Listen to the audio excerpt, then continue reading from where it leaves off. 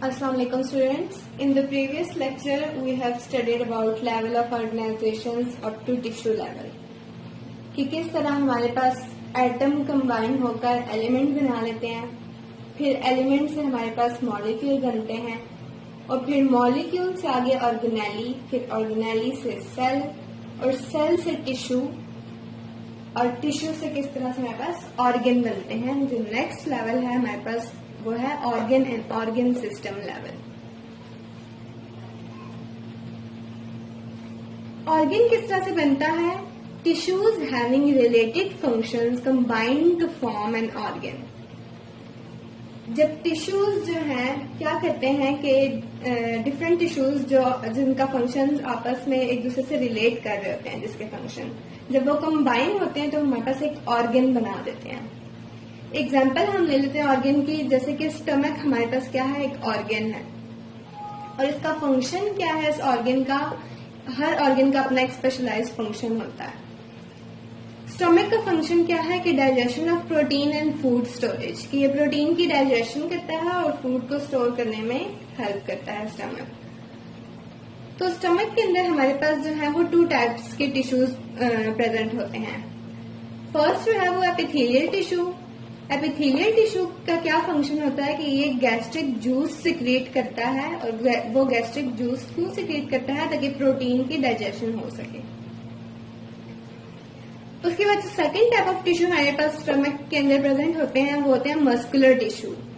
Muscular tissue क्या करते हैं कि ये कॉन्ट्रैक्शंस करते हैं स्टमक की वॉल की फूड की ग्राइंडिंग के लिए, यानी कि स्टमक की वॉल की कॉन्ट्रैक्शन करते हैं ताकि जो फूड है वो क्या हो सके, ग्राइंड हो सके।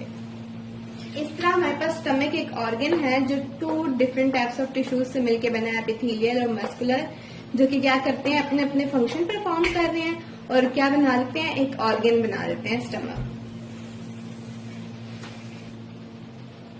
नेक्स्ट जो हमारे पास आ जाएगा कि ऑर्गन सिस्टम लेवल। अब जब हमारे पास डिफरेंट ऑर्गन कंबाइन कर जाते हैं और आपस में जो है वो फंक्शंस को कोऑर्डिनेट कर रहे होते हैं, तो एक हमारे पास सिस्टम वो बना लेते हैं जिसको कि हम बोलते हैं कि ऑर्गन सिस्टम लेवल है। For example organ system level की एग्जांपल में हमारे पास डाइजेस्टिव सिस्टम आ जाता है। डाइजेस्टिव सिस्टम एक पूरा सिस्टम है और उसके अंदर मुख्तलिफ ऑर्गन्स जो हैं वो अपने अपने फंक्शन परफॉर्म कर रहे होते हैं। जैसा कि हमारे पास डाइजेस्टिव सिस्टम में हम लोग क्या करते हैं, फूड अगर हम कोई भी ले रहे हैं, ठीक है, फूड इनटेक कर रहे हैं, वो किस तरह से होगी, थ्रू ओरल कैविटी, ठीक है। हमारे माउथ के थ्रू हमने क्या किया, फूड को ले लिया। उसके बाद वो फूड जो है वो किस में चली जाएगी, स्टमक में चली जाएगी। स्टमक एक और ऑर्गन है, जैसे कि हमने ऑर्गन की एग्जाम्पल में पढ़ा था और इसका क्या फंक्शन है वो भी आपको पता है, स्टोरेज ऑफ फूड और डाइजेशन ऑफ प्रोटीन। अब स्टमक के बाद जो हमारे पास डाइजेशन जब हमारे पास हो जाएगी फूड की, तो वो हमारे पास कहाँ चली जाएगी, स्मॉल इंटेस्टाइन में। स्मॉल इंटेस्टाइन में भी हमारे जो है वो फर्दर डाइजेशन होती है। उसके बाद जो है वो लार्ज इंटेस्टाइन में मूव कर जाएगी। तो इस तरह पेंक्रियास ये भी एक ऑर्गन है और लिवर ये भी एक मेजर ऑर्गन है। तो इस तरह हमारे पास जो डाइजेस्टिव सिस्टम में ये सारे ऑर्गन्स जो है वो क्या करते हैं, मिल जाते हैं और एक सिस्टम बना देते हैं, जिसको कि हम बोलते हैं कि ये क्या है, ऑर्गन सिस्टम लेवल है, डाइजेस्टिव सिस्टम। नेक्स्ट हमारे पास आ जाता है इंडिविजुअल लेवल। इंडिविजुअल कैसे बनता है? Different organ and organ system organise together and form an individual. अब जब हमारे पास डिफरेंट ऑर्गन और ऑर्गन सिस्टम क्या होते हैं, ऑर्गेनाइज्ड हो जाते हैं, एक कोऑर्डिनेशन में आपस में वो काम कर रहे होते हैं, तो वो क्या बना देते हैं, एक इंडिविजुअल या एक ऑर्गेनिज्म बना देते हैं। जिस तरह हम एग्जांपल लेते हैं कि ह्यूमन बीइंग, ठीक है, एक इंडिविजुअल है, इसके अंदर डिफरेंट ऑर्गन और ऑर्गन सिस्टम क्या कर रहे हैं, अपना अपना काम कर रहे हैं। जैसे कि स्टमक अपना काम कर रहा है, हार्ट अपना काम कर रहा है, लिवर अपना काम कर रहा है, ठीक है। तो डाइजेस्टिव सिस्टम यानी कि मुख्तलिफ जो हमारे पास सिस्टम है, रिस्पिरेटरी सिस्टम, डाइजेस्टिव सिस्टम, ये क्या कर रहे हैं, अपने अपने फंक्शन परफॉर्म कर रहे हैं। तो इस तरह से हमारे पास क्या बन रहा है, पूरा इंडिविजुअल बन रहा है। In individual functions of organ and organ system are coordinated. तो इंडिविजुअल में क्या होता है कि ये जो सारे ऑर्गन्स के फंक्शन है वो आपस में क्या करते हैं, कोऑर्डिनेशन के थ्रू काम कर रहे होते हैं। इसकी हम एग्जांपल ले लेते हैं कि अगर हम लोग क्या कर रहे हैं, हम एक्सरसाइज कर रहे हैं, कोई भी एक्सरसाइज कर रहे हैं, तो हमारे ना सिर्फ मसल्स जो है उस टाइम पे काम करेंगे, बल्कि उसके साथ साथ हमारा आप देखेंगे कि हार्ट बीट जो है वो भी फास्ट हो जाएगी। हमारी जो रिस्पायरेशन है, यानी कि हम सांस भी बहुत तेजी से लेने लगेंगे। अब ये क्यों सारे काम एक साथ हो रहे हैं? इसलिए कि जब हम रिस्पायर करेंगे, यानी कि ऑक्सीजन क्या होगी कि ज्यादा से ज्यादा हमारे मसल्स को चाहिए होगी, वो जो एक्सरसाइज हम जो भी कर रहे हैं उसके लिए हमारे मसल्स को ऑक्सीजन चाहिए। तो इस तरह से जो है वो रिस्पायरेशन का रेट भी हमारा फास्ट हो जाएगा। इस तरह जो है मुख्तलिफ किस्म के फंक्शन हमारे अंदर एक साथ परफॉर्म होना शुरू हो जाएंगे, एक ऑर्गेनाइज्ड वे में, कोऑर्डिनेटेड वे में।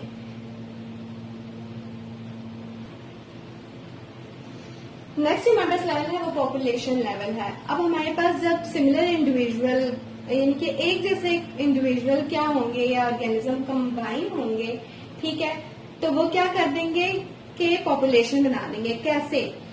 पॉपुलेशन की डेफिनेशन क्या है? Group of organisms of same species located at same place in same time.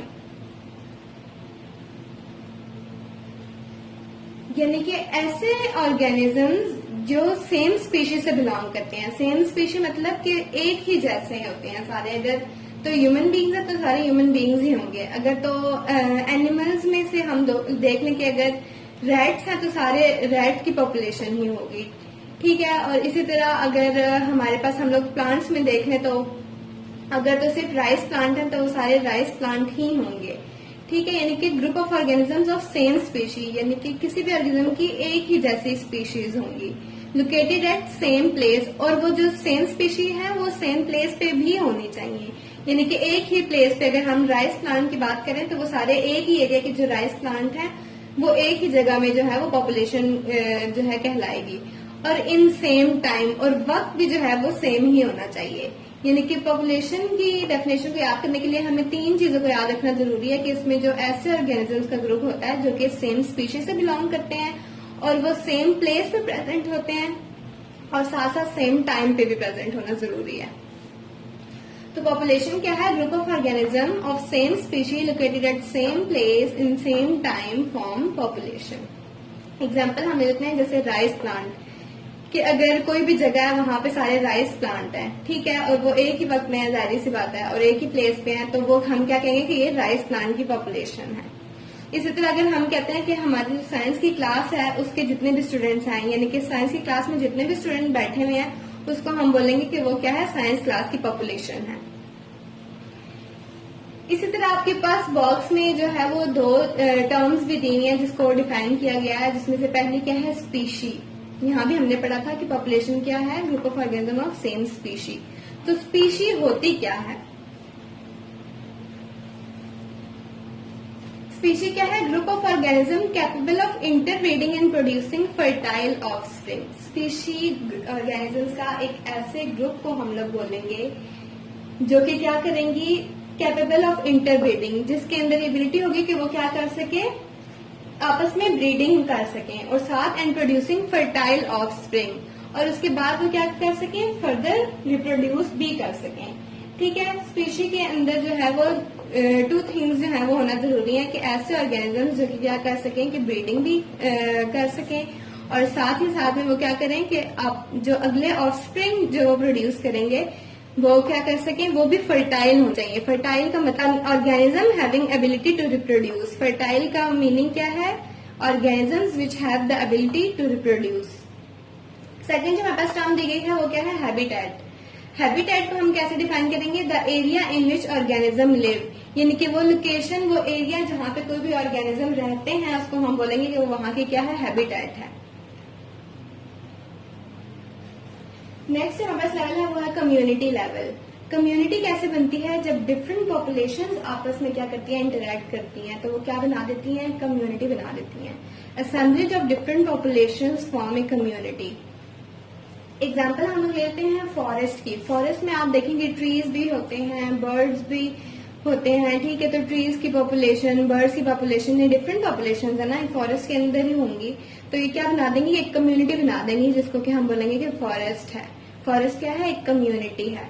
इसी तरह सेकेंड एग्जाम्पल अगर हम ले लें पॉन्ड की, पॉन्ड में आप लोग देखें तो फिशेज भी प्रेजेंट होती हैं, छोटे छोटे प्लांट्स भी प्रेजेंट होते हैं हमारे पास, उसके अलावा एल्जी, फंजाई, ये सब जो है प्रेजेंट होते हैं। तो ये क्या है, डिफरेंट पॉपुलेशंस हैं जो कि एक ही जगह पे क्या कर रही हैं, प्रेजेंट है, तो क्या बना देती हैं, पॉन्ड, जो कि क्या है, एक कम्युनिटी है। नेक्स्ट जो हमारे पास लेवल आ जाएगा वो क्या है, बायोस्फीयर लेवल।